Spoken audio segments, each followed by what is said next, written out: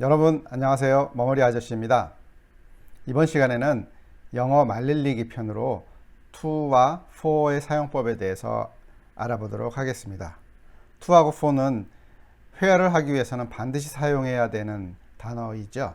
자, 그러면 한번 배워보실까요? 여러분 혹시 기억하고 계시나요? 영어는 주어가 인지하는 순서대로, 즉 자연현상 그대로 단어를 던지시면 된다라고 얘기했었습니다.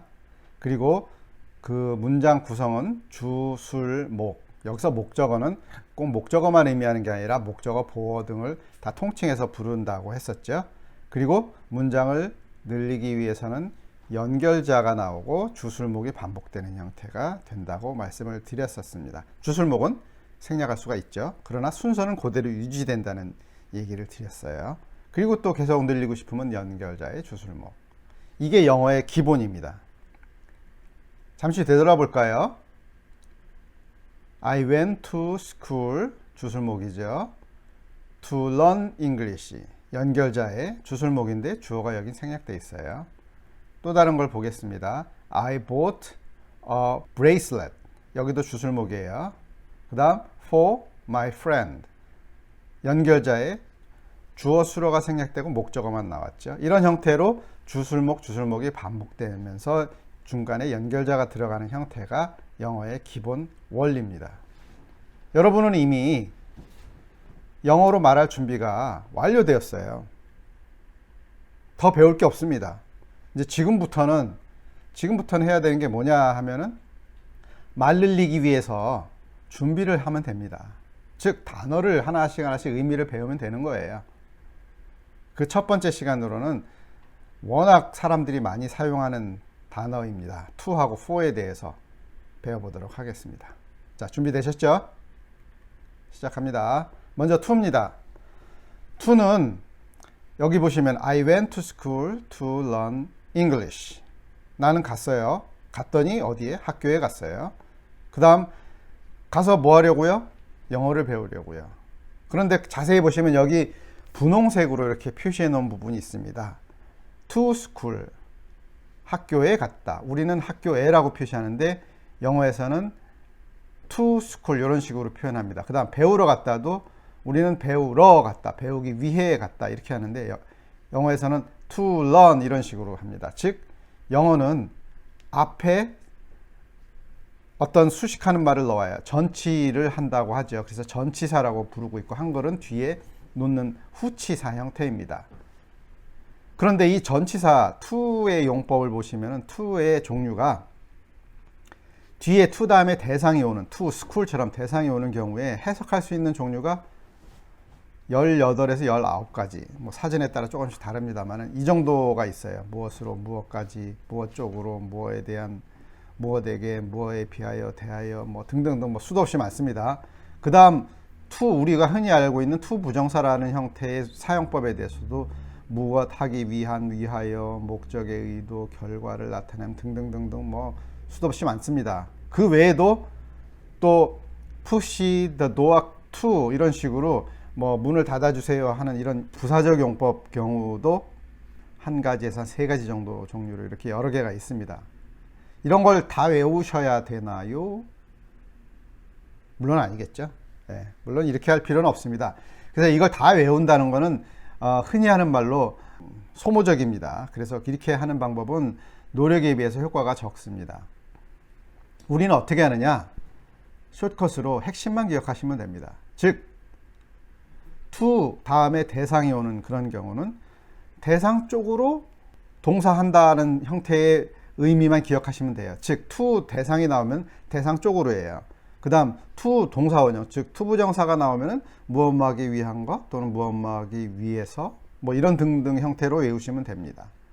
그 다음 뭐 부사적인 거는 뭐 평형 상태를 유지하는 거긴 한데 닫혀서 이런 형태가 가장 많이 쓰이는 것 같습니다. 한번 요걸 가지고 연습을 해 보겠습니다. 나는 세부 사항을 당신에게 설명할 거예요. 세부 사항은 details예요. I will explain the details. 당신에게니까 대상이 누구예요? To you. 이렇게 쓰면 됩니다. 우리 점심 먹으러 갈까요? 점심 먹으러 가는 거니까 shall we go to 뭐예요? 점심 먹으러 가는 게 런치죠. 잠깐만 너한테 줄 것이 있어. 이 경우는 wait, I have something to give you. 그렇죠. 그 다음 기다릴 수 있어? 할 말이 있어. 요거 되게 유명한 말이긴 한데요. 한번 먼저 보겠습니다. Can you wait for me? There are things to say. 할 말이 있어요. 뭐 연인 사이에는 고백할 말이겠죠. 요게 사실 노팅힐, 영화 노팅힐에서 나왔던 한 장면인데 베버리힐즈에 사는 줄리아 로버츠가 그 런던 노팅힐에 사는 휴 그랜트에게 했던 말이에요. 그 원래 둘 사이는 어떻게 그 연인 사이가 잠깐 됐었다가 헤어지게 됐었는데 휴 그랜트가 못 잊고 줄리아 로버츠도 못 잊고 지내고 있었어요. 그러다가 나중에 다시 한번 재회할 기회가 생겼는데 그 기회가 휴 그랜트가 줄리아 로버츠를 그 영화 촬영장으로 찾아간 사건이었습니다. 예약도 없이 찾아갔었는데 그때 잠깐 줄리아 로버츠가 휴 그랜트에게 했던 말이에요. 기다릴 수 있어? 할 말이 있어. 사실은 이 말을 하고 싶었는데 이게 영어로는 Can wait for me? There are things to say. 아주 굉장히 유명한 단어입니다. 이때 물론 이거 말을 하고 나서 고백하려고 했었는데 어떻게 좀 사건이 어그러져 가지고 휴 그랜트가 다시 되돌아오고 줄리아 로버츠가 나중에 가게를 찾아와서 고백을 하게 되었죠. 연인 사이에 있었던 아주 기억할 만한 좋은 표현이었습니다. 자, 이번에는 for에 대해서 배워보겠습니다. for는 I bought a bracelet for my friend. 내가 샀어요. 뭘? 사고 나서 보니까 팔찌예요. 어떤 팔찌냐? 친구한테 주려고 산 거예요. 그런데 이 for의 용법이 거의 보면은 20개에서 22종류, 무엇을 위한, 무엇을 위해, 무엇을 기념하여, 무엇에 찬성하여 등등등, 무엇을 향하여, 뭐 수도 없이 많습니다. 이걸 다 외운다는 것도 소모적이겠죠. 그리고 또 이외에도 왜냐하면 뭐뭐이므로 뭐니까 이런 형태로 나타나는 그 접속사 형태도 또 있어요. 그리고 한꺼번에 다 외운다는 것은 좀 안 좋은 방법입니다. 그래서 우리는 역시 숏컷으로 또 한번 핵심만 기억해 보겠습니다. for는 일반적으로 이득 또는 목적이 가미되어 있어요. 그래서 목적 또는 이득을 위하여 무엇을 향하여 이런 용도라고 기억을 하시면 확실합니다.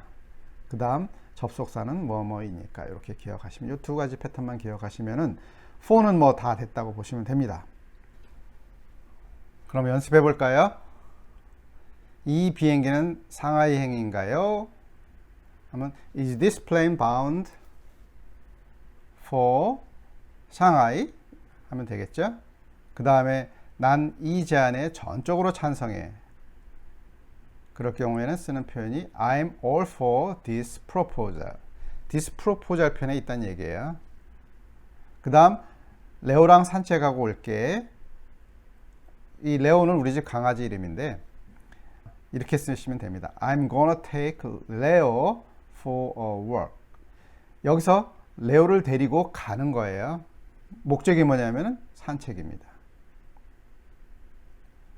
그런데 잠깐 한번 우리가 여기서 짚고 넘어가야 될 게 있어요.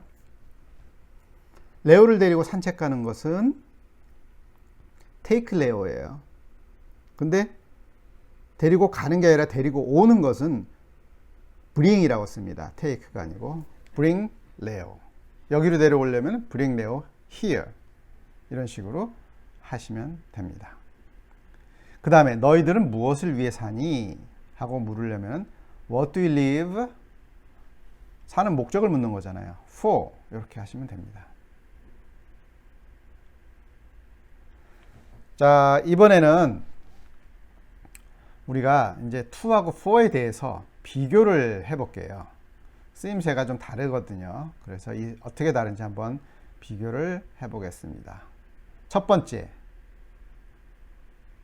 to하고 for를 쓸 때는 우리가 그 동사 다음에 대상이 나오는 형태인데 to를 쓸 때는 바로 앞에 움직임 동사가 있을 때는 to를 쓰고요. 예제로는 이렇습니다. 움직인다는 것은 어디 가거나 went to school 가는 거예요. 또는 sent a message to you. 메시지를 보내는 겁니다. 메시지가 이동이 되는 거예요. Let's run to the shore. 해변으로 달려가는 거예요. 이렇게 움직이는 동사 다음에는 to를 써서 표현을 합니다. 그에 비해서 for는 상황, situation을 나타낼 때 already ordered, order 한 상태예요. This for you 이런 식으로. 그 다음 I'll cook dinner for you 또는 I made this for you. 어떤 상황, situation을 얘기할 때는 이렇게 for를 씁니다. 즉 뒤에 대상이 올 때 to를 쓰느냐 for를 쓰느냐는 앞에 움직임 동사냐 상황 동사냐에 따라서 구별이 된다는 거 하나 기억해 놓으시면 도움이 많이 될 것 같고요. 두 번째는 도달 여부에 대해서 또 to하고 for가 또 갈리게 됩니다. 도착을 하는 도착의 개념이 들어있으면은 to를 쓰고요. 실제로 he went to 제주 아일랜드 하면은 제주도에 도착했다는 얘기예요. 그에 비해서 도달할지가 미지수예요. 그럴 경우는 for를 씁니다. 예를 들어서 she has already departed. 이미 출발을 했어요. for London. 그죠? 그렇지만 도착했는지는 아직 몰라요. 이럴 경우에 for를 쓰는 겁니다. This train is for London. 아직 런던에 도착했는지는 몰라요. 런던을 향해서 가고 있다는 얘기예요. 그 다음에 의미나 또는 이등 목적이 있는 경우 이렇게 구별해서 또 to하고 for를 사용합니다. 예를 들어서 to를 쓰는 경우는 give it to me. 나에게 의미가 있는 거예요. 어떤 목적이 있는 게 아니라 나에게 줬다는 거예요. 그게 중요한 거예요.